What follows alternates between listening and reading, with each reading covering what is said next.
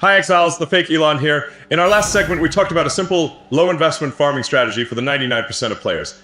It was all about consistent gains, and the feedback has been incredible.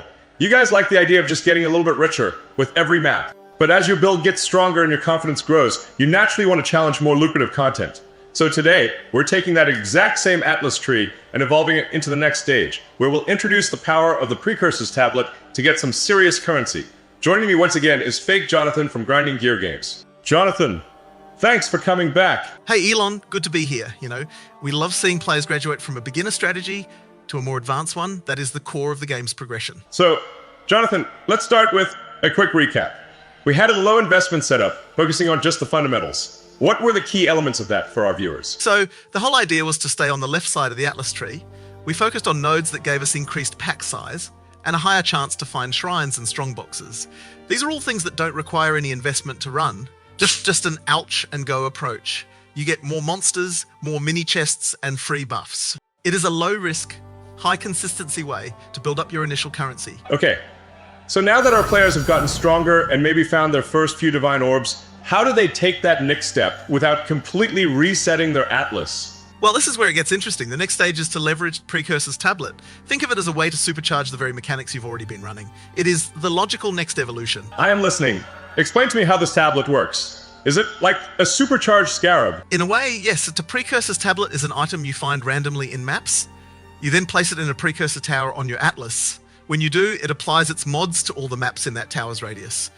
The best part is that many of the tablets can be upgraded to have modifiers that directly boost the things you're already doing. Like what specifically? You can find tablets with mods like increased number of rare monsters or increased pack size in your map. You see how this ties into your existing strategy. You've already invested in those nodes, and now you can add another layer of amplification. You are guaranteeing yourself a better map without expensive scarabs. Okay, so we're just making the good things happen more often. What about the minor changes to the Atlas tree? Right? You don't have to overhaul your whole tree. You can simply take a few points out of some of the generic nodes you might have taken and reallocate them to a cluster that specifically boosts the effect of your Precursor tablets. The beauty of the Atlas tree is its flexibility. You can just pivot slightly as you progress. You are not locked into a single strategy forever. That is a key point. So what is the end result? What does the strategy look like in practice for our players? I'm curious because we're going to do multiple overlapping towers with many Precursors tablets. And I thought those were very expensive to run. I see players selling some of the tablets for divine orbs. That is a great question, and it is a common misconception. We are still focused on a low investment method without breaking the bank. With the introduction of the Abyssal Desecrated maps, we can actually set up each map for less than 5 Exalted Orbs and still get a very lucrative return. How is that? So, how can we invest into inexpensive tablets and get more loot at the same time? Please, show me. It all comes down to balance. If you've reached T15 Waystones, you probably have a stash full of tablets that you've just been collecting. Our strategy is not about targeting a specific expensive affix. Just look at the Waystone itself.